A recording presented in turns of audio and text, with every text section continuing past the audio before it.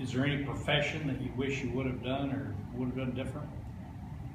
Profession or trade? Or... Oh, a number of things probably I might have done different.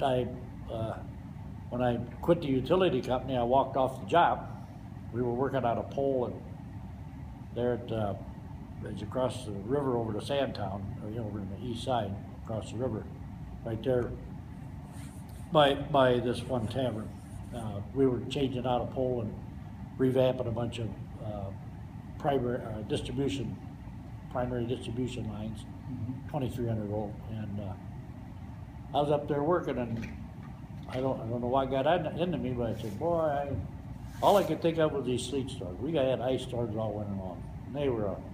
You had to beat ice off with a hammer going up, and you go up there for any length of time, and you had to beat coming down, And we had a lot of them. I made up my mind I wasn't going to be doing that all my life. I walked off the job, and my line foreman was down there, and I threw my tools in the back of the pickup, and I said, take me to the office. I said, I'm going to quit. Oh, you're going to quit? Okay. So then he talked to me on the way over. He said, what's the problem? Are you guys giving you some problems? Nope. I just decided I wasn't going to do this all my life. Well, you must have some problem. He talked to me kind of like a father a little bit. And I said, no, I'm just quitting, man. I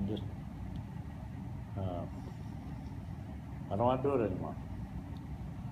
So he called out the office at Dixon.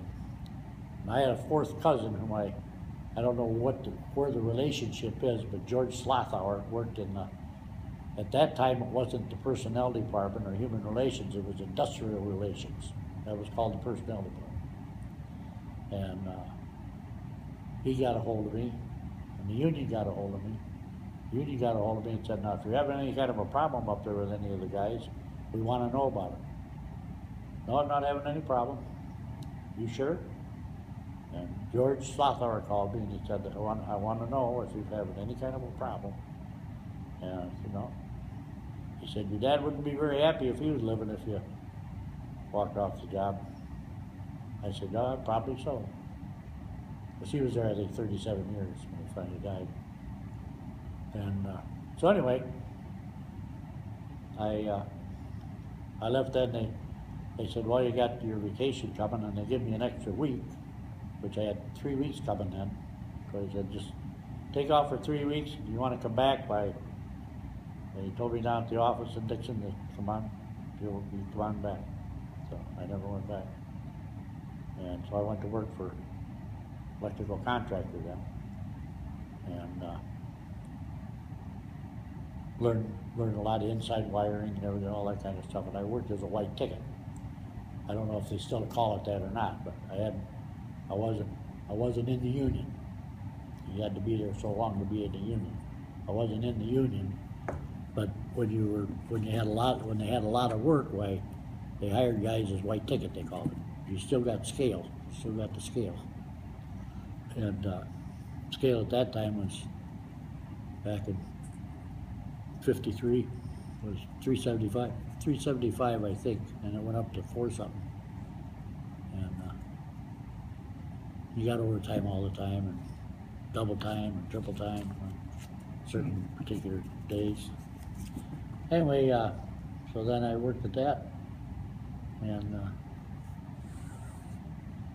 worked as an electrician, and then we moved to Amboy, and I opened my own business down there. And we sold the house we built, and picked up a little extra money there. We made about $2 grand on it, which in them days was pretty good. Mm-hmm. And so I moved down there and went up to a place on 30 there. And this guy had a big used car lot, and trucks and everything like that. He went up there and he gave me a good deal on a bread truck, old bread truck, and run real good. And a mechanic down there, he got the transmission changed out for me. He had one, just happened to have one, which had a couple extra gear in it. He fixed it up so I had a couple low gears where I could just crawl with it if I wanted to, if I was pulling something or anything. It was big enough. I had a rack. we put a rack on top so I could carry a 25-foot pole or 30-foot pole, tie it down good, and had a ladder on it. Anyway, then George Waldy, where we lived on the farm down there, or lived in that house, the other house he had. He was real good at doing sheet metal work and everything. He put all the help me do all the bins in there for all my parts. Well, it was really nice. And that is when the harvesters silos, the blue harvester silos, that's when they became popular for feeder cattle and everything. These farmers, everybody was getting them. And I put in, and I sold, when I worked for Dick Brown up there in Oregon, we went and wired some. And what we did, they used to, they'd have an old service at the house, and then they had the 3 wires going to the barn, and 2 wires going here, and 2 wires going there, and all that. Had about 6 wires going out there, because they had to have the wire for the yard light, plus the travelers. Going from the house to the barn, where they had a 3-way switch, they put a 3-way switch in. So, anyway, so I knew how to do all that, so I put in a bunch of yard poles, with 200 amp services for these silo unloaders, silo unloaders. And then Dick showed me how to make a California 3-way, they called it. But actually it was a hot 3-way. Well, what you did is you had 220 now going out to the barn, and when you put a 3-way switch in the house and one out the barn, you used the 3-way switch, and you fed 110 to each one of the switches, the one in the house and the one in the barn. And then the odd one that went to the light, the single wire that went to the light, you only had 1 wire going out there to the light, back on and out to the barn. Now the only problem that you had was you had to be sure you was on the same side of the line at the house and at the barn. In other words, otherwise when you turned the light on at the house, you went and turned it off at the barn. If you was on the other line side, 110 volt line, you put 220 on it and just burned the bulb out. Burned the bulb out, So learned right away the best thing you did, you just put the 220 volt bulb out there to begin with, and you go and hook it up, and you could tell in a minute, it was nice and bright, that he was on the wrong side of the line. You just go out the house, switch it. go out the house or barn, and just switch that over on your wire going light, and that's all there was to it. But they called that a hot 3-way. You could use it in the house too, for that matter, if you wanted to. Right, right. In fact, I know there's a lot of them that did it, just to save on some wire. How old were you when your dad passed away? What do you remember about it? Well, I was doing line work then. I was in 56, I believe, when he passed away. So you were 20? 22, 23. Yeah, about 23. 23, something like that. 56 or 57 he died. Well, he had a heart attack. I don't know if he was in Freeport when it happened, or that's where they sent him. I think it was in Freeport, because he was in the Freeport hospital for a while, a week or two, and then he come home. And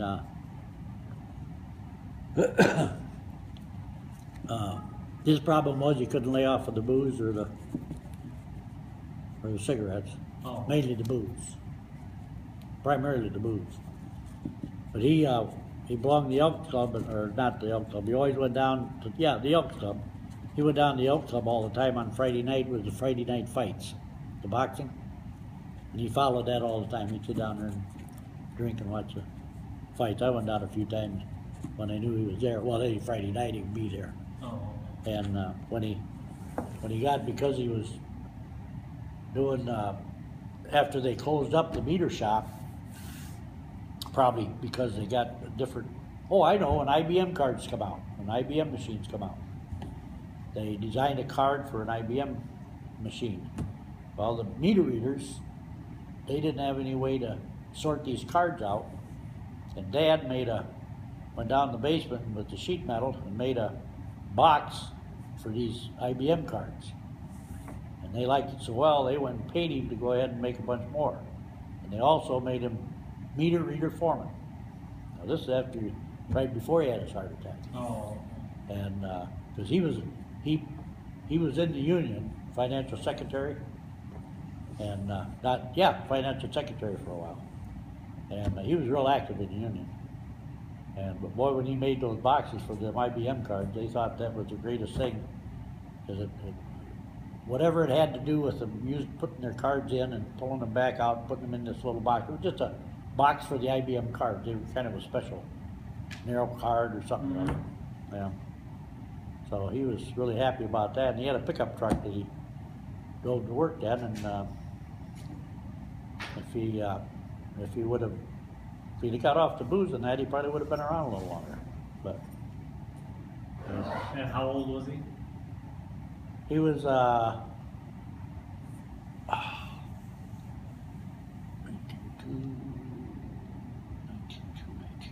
1992. Darn it.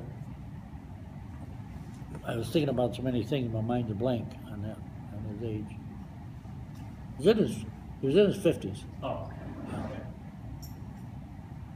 What, And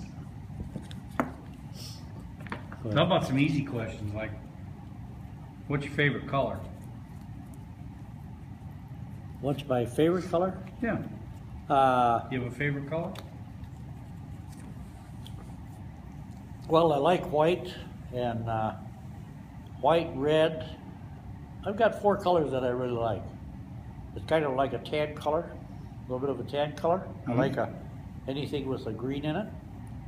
And I like white, and I like I've got a yellow shirt that I really like. It's a striped yellow and kind of a striped yellow and blue shirt. Okay. And I guess I'm saying that because at Cambridge House, any one of those shirts I wear, I always get a few compliments on how nice I look with that shirt. They really Okay. like that shirt. And I was surprised when I got this shirt with black shorts one day, or black pants, black slacks, I guess. And, no kidding, I had quite a few compliments from the women. Well, good. They really thought they really liked that shirt, you know. What was your favorite movie, actor, or actress? What do you think your favorite movie that you've seen that you liked? Well, in the movies, I liked most all of the John Wayne movies, Okay. and So is he your favorite actor? well, he probably wouldn't be my favorite. I'd kind of have to do some thinking on that. I Okay. had several that I really liked. I'm your favorite. No. Humphrey Bogart, I always liked his movies. One of the best movies I ever liked was The African Queen. Oh. Mm-hmm. That was a good one with him and oh darn Armicle. Right? Huh? Hepburn. Hepburn, Katharine Catherine Hepburn. Hepburn. Katharine Hepburn, yeah. So what was your favorite song? What is your favorite song? What was or what is? Favorite song. Favorite song? And not Happy Birthday or can't rule, can't go with that one. Yeah. is it Jolly Good Fellow? No. What was your favorite song? Or is? Gosh. Maybe a song that moves the Another- ladies. A number of songs I really like. I can't think of one. So what are the ones really- you like? Boy, that's a tough question. I really don't have a one that's a particularly What about one from your childhood that stood out that you've heard a lot? Did you bring a tape with you? Watch it. well, tell me about the tape. That's No, that was for her mouth. oh. Oh, She didn't even get it. no, I didn't. I was like, I thought he was talking about a cassette tape or something. I was No. like, what? Double. Now Ron and I, we sit We'll at the give you your piano. tape later. Ron and I sit by the piano. The gal is coming in every once in a while now playing the piano. We play a lot of hymn. Hymns? He sings a lot of plays a lot of Gospel hymns. Okay. And we Ron knows hymns by heart, so many of them because he was in a he was in a choir for years, and He loves I have to have the book with me, you know, the words on a number of them, but he knows it by heart. But anyway, Shift gears, Knights of Columbus.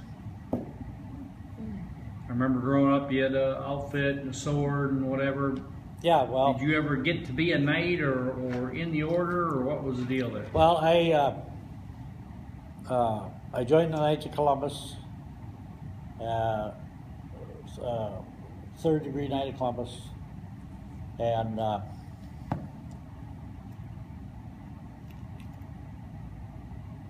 they nobody sponsored you. Well, somebody sponsored you sort of to join, and but they.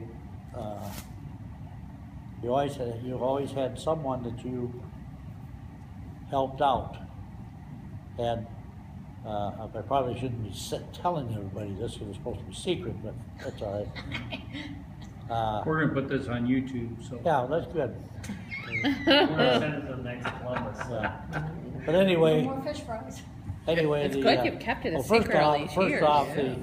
the motto for proud. the Knights of Columbus is memento tempus fugit memento mori. Time flies, remember death. And anyway, so they have, when you're initiated, the initiation for the Knights of Columbus, they have each one of the ones that are coming in, they have something special for them to do. And I had a blind man, but he really wasn't blind. That's how they do this. And so I had this blind man, and you know, you didn't even think anything of it. You just thought, well, he's blind, you know. But different ones had different ones that are like that they You're supposed to help them. pulled these jokes on them, so to Wow. speak. You know, it was really funny. So what do you And, have to do with this blind man? huh? What do you have to do? Well, I just had to talk to him and be with him. You know, I forget what they called him. They just paired us up with different ones like that. I got a blind man, Initiation or you know. something, And AIDS. then it was all over. When it was all over, you found out that it really wasn't blind. Right. All the others that, you know. But anyway, and then when I lived in Amboy and was doing the electrical work,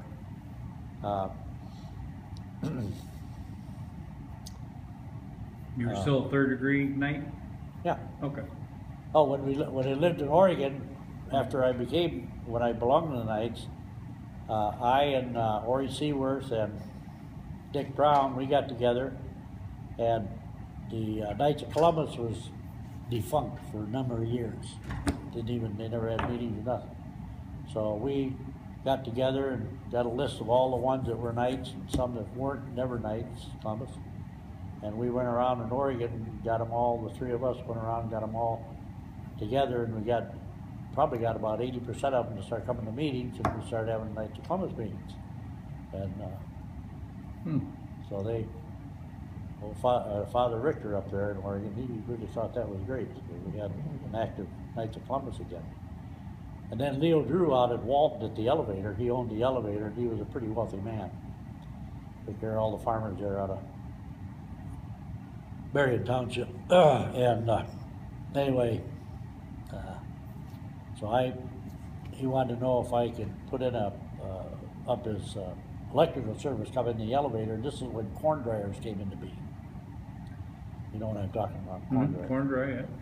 And they were real popular for a while. And so he wanted up a service from a 200 amp to a 400 amp multi-phase. And I said, sure, I can handle that, Bill. And so I got that service all in for him, and he even called me in like on a Friday, you know. He said, you gonna work tomorrow? And I said, well, not tomorrow. Or I'd say, no, I'm gonna work tomorrow. I gotta get this or that done. And anyway, he even asked me if I needed a little money as I was working on it, instead of waiting till the job was all done, you know. I said, well, yeah, I could always sure could use a little bit, you know. And, so Leo and I got pretty good friends. And he said, hey John, he said, whatever day it was, he said, I'd like to take a ride with me tomorrow night, or whatever day it was. I said, oh, what's going on? Well, he said, I thought maybe you might go up to Freeport with me and join the 4th degree. Knights of Columbus. The guy had to have a sponsor then. And I said, well, I never really thought about that, Liz. And, well, he said, would you like to, you didn't get up on top shelf there? I said, well, sure. So he took me up and got in the 4th degree. That's when you got the sword and the cap and everything. And so I was a 4th degree for a long time, I think. Right.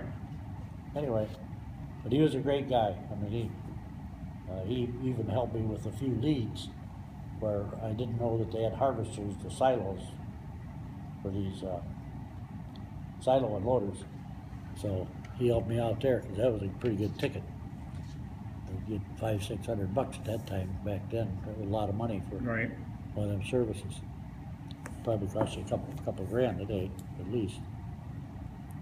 So, And then,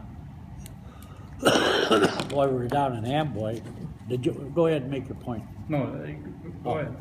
Well, I was just going to say, I was just going to mention that the one time when we went down there after you were born, you were 6 years old, and we went down to Amboy there, and Junior and Billy were there, and Sophie was there. Sophie was there with the kids, and Billy and Junior, they were out down in the woods there shooting squirrels. Got a pistol, and so anyway, I was at the house there with them in the house talking to Grandma O'Hare and that, and so here come the guys up from shooting the squirrels, and they. When Billy come up, for whatever reason, he put the pistol in the back seat of my car on the floor. And so Sophie and Teresa were taking you and the kids in town. So down the drive, they went down the sand driveway. And it was kind of a long lane, going down there where the house was. And got down there a little ways, and you had picked up the gun and shot a hole through the side window, the back window of the car. And It was one of my first misses.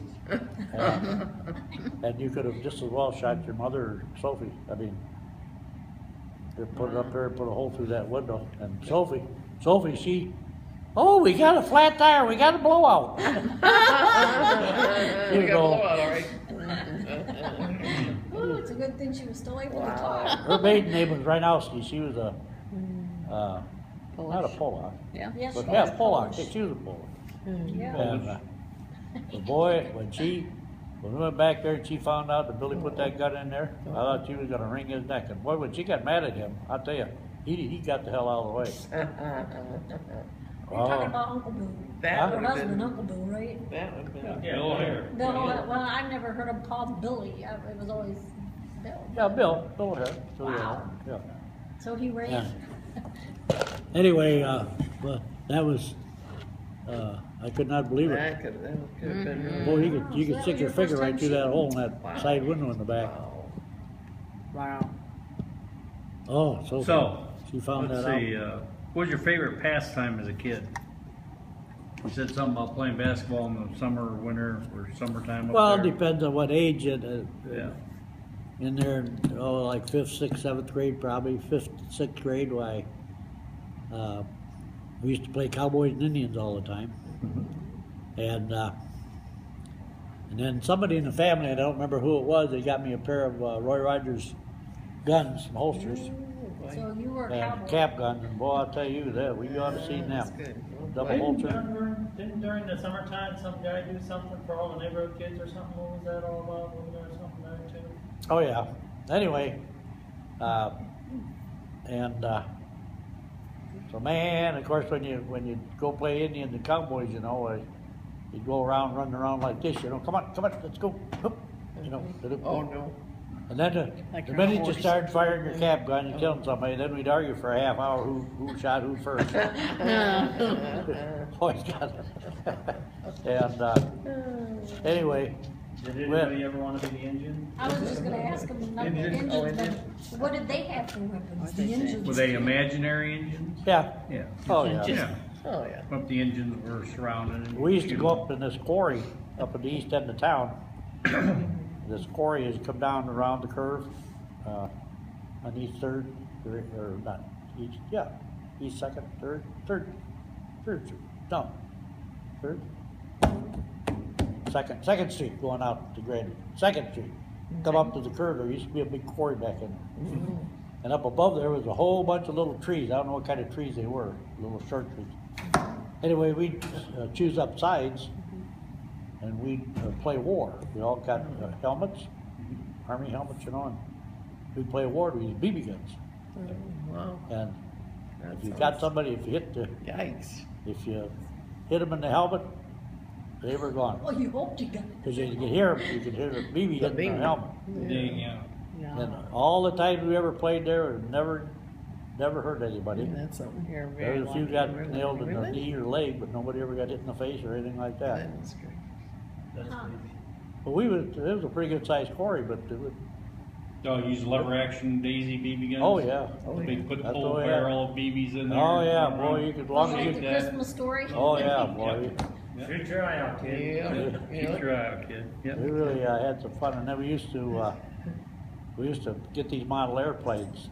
The model airplanes had all the little pieces, little sticks in that you glue together, We like that. make these airplanes. We used to get up in this tree during the war years, and we get them all together, and get the rubber band on the propeller and that, and we'd get them up in the tree. We had a little kind of a tree hut up there, not a hut, but a place where we sit up there.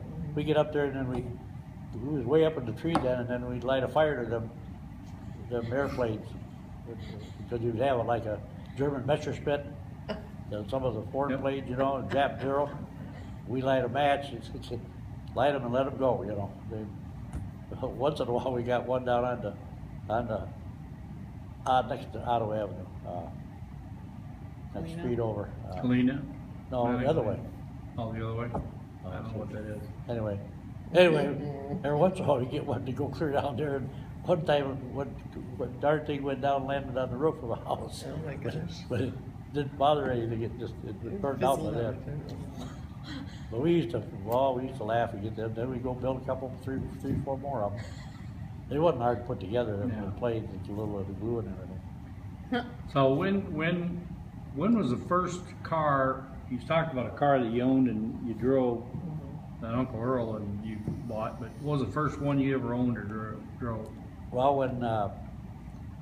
when Leo Gerard went back in the service, see, Leo was in the service for 4 years in the Navy, and he never left dock on a ship. He was never out in the ocean. Right. 4 years. And of course, you were on 6 years active duty when you were discharged, if you were going to be called back. But he got called back and had to go to Korea. And he went to Korea and was a gunner on a ship. He was telling me all about that, how scared he was and everything like that. Well, of course, while he was gone, Gloria got hooked up with Bob Batt. Right. He worked out at Plum Hollow Golf Course. And he was a retired Army, I guess. He had a plate in his head too, he got wounded. Yep. And Demolition. Anyway, so, Time is up. Leo, Hi there. So anyway, this is the first car, you get Leo's car? well, Gloria had an old 36 Chevy. And she let me have it. Give it to me. She was staying out in Grandy to her, where she was hooked up with Bat then. And, so she gave me that 36 Chevy.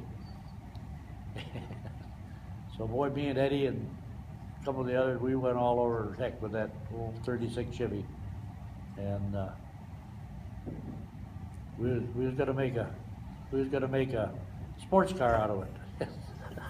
I went and took a chisel, well, Dad's good chisels and that, and the big front fenders, no, I wouldn't cut them off like this, across like this, tried to make a sports car out of it, see, they go. If you'd ever, if I'd have run into you with that, it would've cut you in two. It was like a razor blade when I got all done cut. What was it again, a 36? 36 Chevy, yeah. Was that was the name of it, 36 Chevy? Yeah, Chevy. 36 Chevy, four-door, an Chevy. old four-door. Volt, what'd you say? Huh? Four-door. Four-door, an old four-door, yeah. I gotta look at And, a 36 Chevy now. Chevy what? Before we get that, I don't think so. we was cruising all over with that thing. So that was the first car. What about, when did you have your first cigarette? When did you start smoking? Oh, I don't know when it was, probably 8, 9? 16, 15, 16, 17, right along in there. So when did Gloria get, We when used did to she, steal my mother's Camel cigarettes. when did Gloria give you that car? What age were you?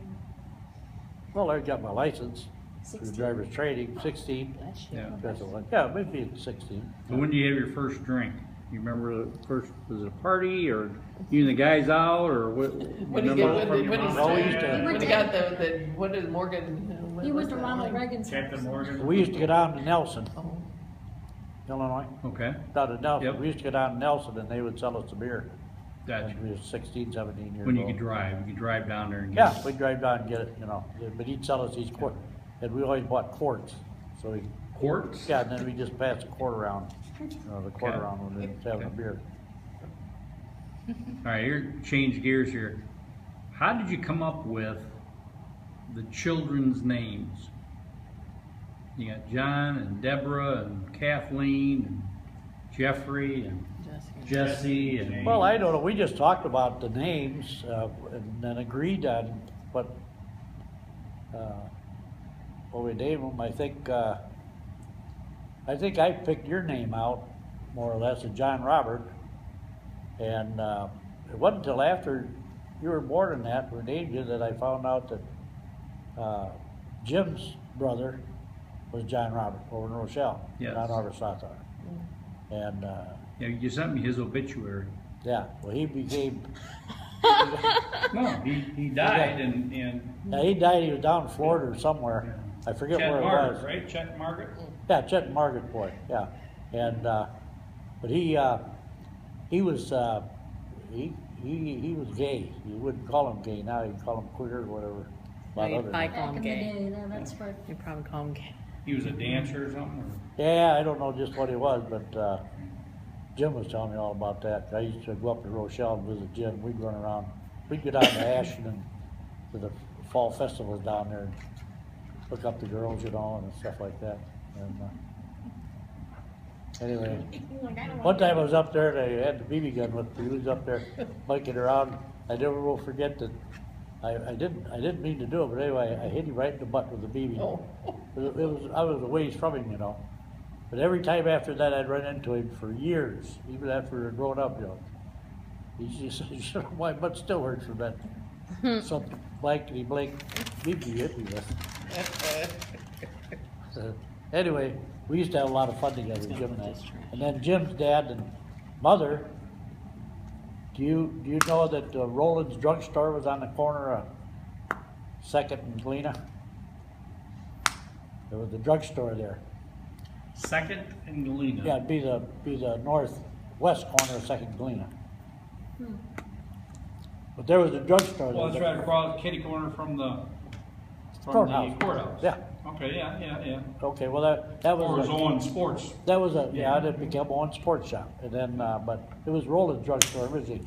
But anyway, Jim and Margaret, right after the war, they had, these freezer plans, where you could buy a freezer, and they'd sell you meat and everything and stuff like that.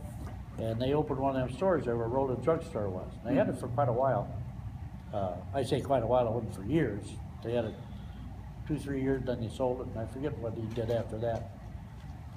He was a TV repairman up in Rochelle. I guess he did pretty well, and then, so they opened that store there and had a freezer plan thing that was real popular there. Boy, everybody was buying these freezers on this freezer plan where you pay so much for the freezer, and then you buy your meat there and all that kind of stuff, you know. Nice. And, Nice. then, We're running out of time, so what would you like people to remember you as? Or how would you like people to remember you as?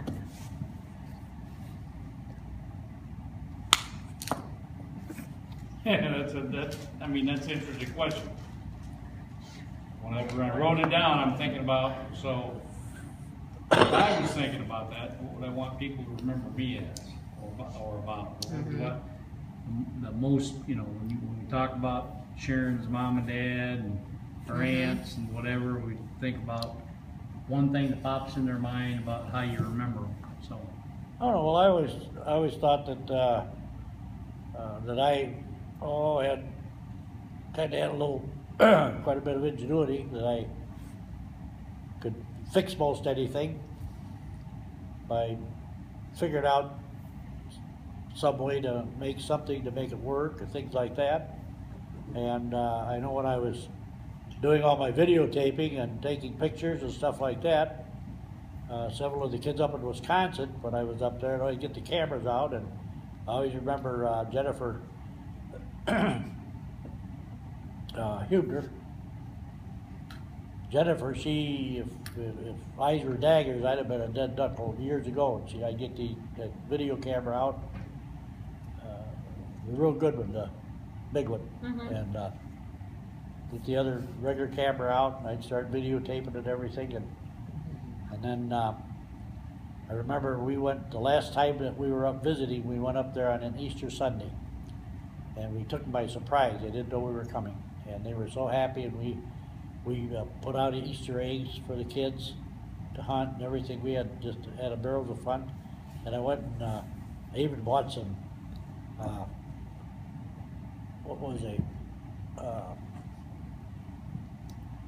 like silver dollars or silver half dollars, something. Anyway, I put these in some of these eggs for the kids. Plastic eggs? Yeah, put these in the eggs.